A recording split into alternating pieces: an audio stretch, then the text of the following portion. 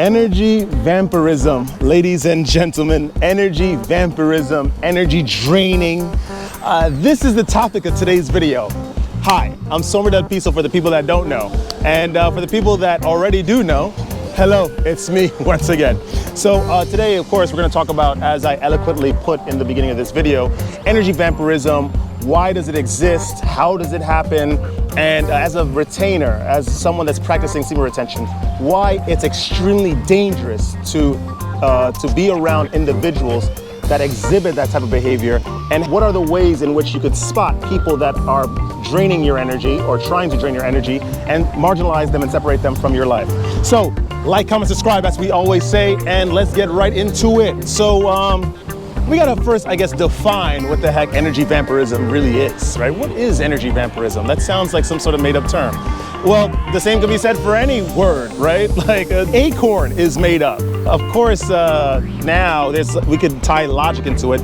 Oh, I guess the suffix of the word sort of ties to what it is or something, I don't know. But my point is that energy vampirism is a thing, and it's an actual term, it's an actual phrase. But what it is essentially is when, of course, we exude energy. To understand this on a basic level, let me just explain it from the bottom up. So we all exude energy, we all have auric fields that is produced by our focus, what we focus on, the foods that we eat that gets converted into that bioenergy that we use for day-to-day tasks and whatnot.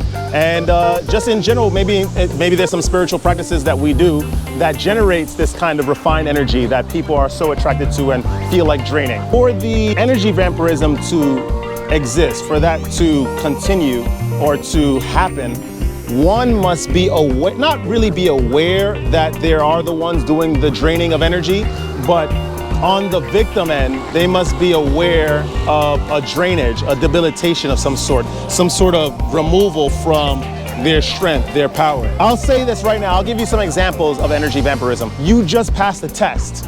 This test was incredibly hard to study for. The material was incredibly difficult and convoluted, especially the material that the teacher gave you in order to be prepared for the test. And you passed it anyway, due to some luck or some tenacity on your end, whatever it may be. As soon as you're in the celebratory movements and actions of passing the test, someone just sweeps in and then says, anyone could have passed that. That's not anything noteworthy.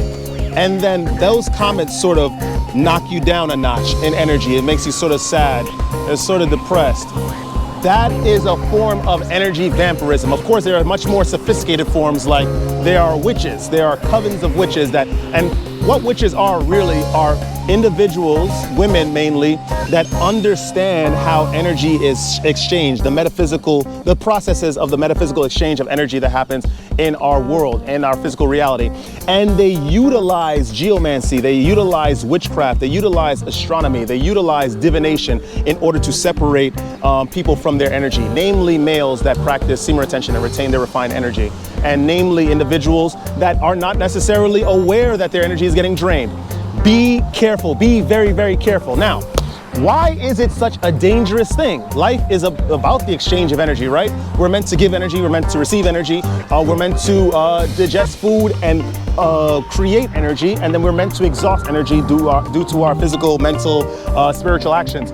So why is it so dangerous that energy vampirism, I was trying to combine the first prefix of the first word and the suffix of the last word together, amperism. Why is energy vampirism such a horrible thing? Usually when energy vampirism happens, it happens excessively. What people do, right, especially now, we are in 2024, ladies and gentlemen. This world is incredibly sophisticated. The dark forces in this world are incredibly crafty in spotting and isolating individuals that tend to exude a type of energy. And then what they do is that they leech on, they send individuals, Trojan horses, guys, history repeating itself. They send Trojan horses to sort of, metaphorically speaking, not a literal Trojan horse, imagine. It's a New York apartment building. Knock, knock, knock. Hello, it's me and a Trojan horse. No, they send like individuals that are attractive to you, not necessarily just physically, but just they seem to be interested in everything you're interested in. They seem to like everything you like. You guys vibe, as the Generation Zers would say. And As they enter your space, they tend to now commit actions, right? As you hang out with them, you have little sessions with them. They tend to do these actions that drain your energy, that sort of stop you from sort of feeling good for too long. This is definitely a very, very frequent use, a frequent action from secret societies in order to calm any possible threat of individuals that innately have too much energy to influence things. You see, energy is incredibly powerful. Bioenergy, refined energy created from semen retention.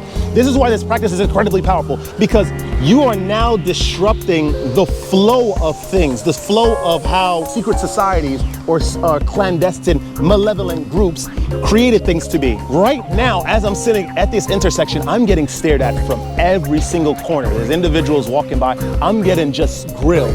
And that's because I have energy, refined energy. I've been on the semen retention practice for close to 8 months. Clearly, I'm gonna have a lot of energy. This is just gonna happen.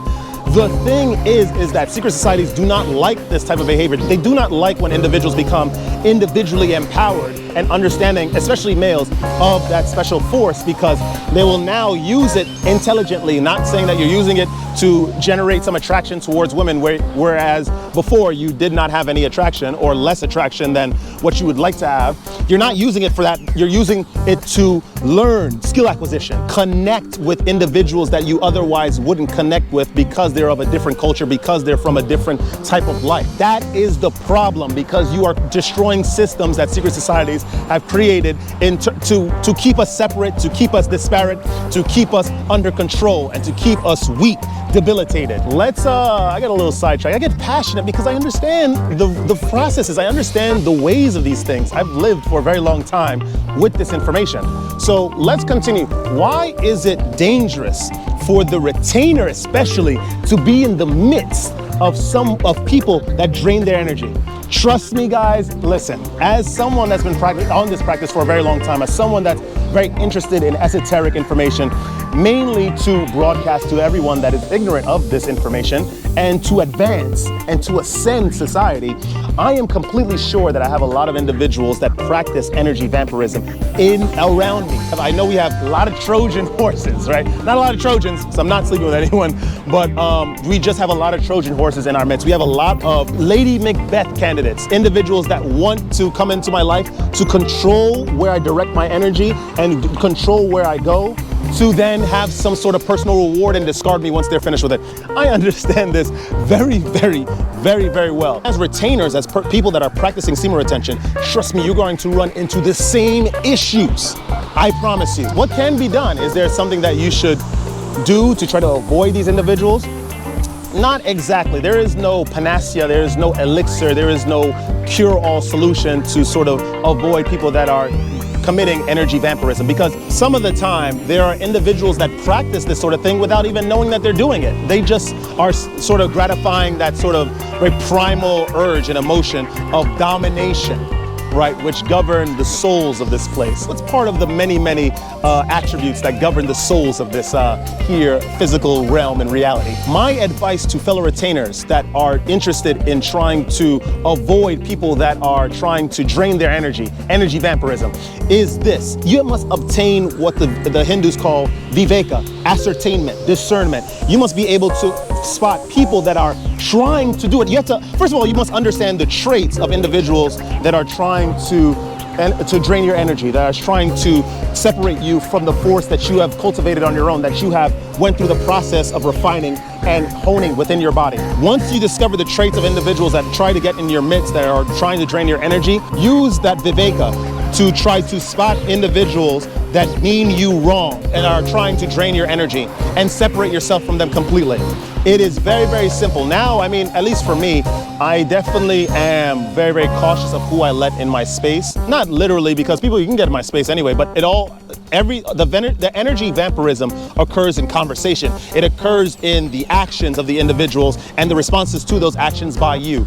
You could literally get in my space. I don't care. I'm just gonna walk away. You know, if I understand and I see those traits that the aforementioned traits that I was warning you about individuals that are exuding energy vampirism. As retainers, we must be very, very greedy and selfish with who we share our energy with, because there are a lot of individuals that do mean to do you harm. whether it be because they have not evolved from their primal reptilian traits, or it's because they are maliciously trying to cause you harm. That's why. And you must learn to ascend those urges for revenge, for trying to have get-backs, and commence with your life. The more you rise, there are going to be beautiful women. It's just like how the Buddha was tempted under the tree with Maya, with the 3 daughters of Mara, right? They were very, very beautiful individuals trying to ruin his focus as he was under the tree, gathering energy, gathering force, gathering intention, gathering focus.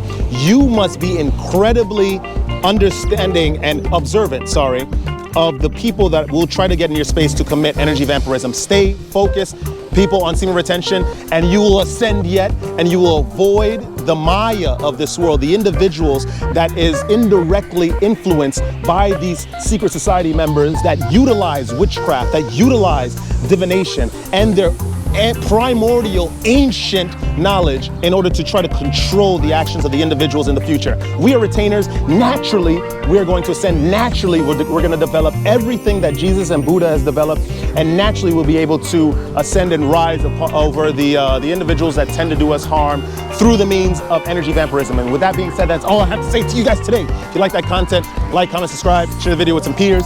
I am in the, where the hell? I think I'm in Bay Ridge. I know that for sure, but I didn't know Bay Ridge was this huge, right? I biked by here initially, but now I'm just like, I'm walking by it, and I just saw this space. I was like, oh, this is great to record in, but I really don't know where I am. I hope there's a train nearby.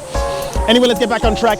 Don't ever let this world get you down. We realize a lot of things about the nature of the spiritual, clandestine, malevolent warfare that occurs in this world, especially the targets of which are individuals that have refined energy, that retain the trait of naivety within them. And I'm not saying naivety as a bad thing, as if you're just endlessly curious without any sort of limitations or ascertainment of the possible dangers, right? I'm saying that you are just like a child. You are attempting, you will forgive, you tackle everything with curiosity, and you are just exuding your energy. You're sharing yourself. You are sharing the way that you are, because that's what you naturally do. We are surrounded by individuals that want to drain that energy, that want to control it for their means, for physical, ephemeral, transient use. But we know as retainers that this is just temporary, and it's just a very, very feeble attempt to try to stop the inevitable, which is just rising.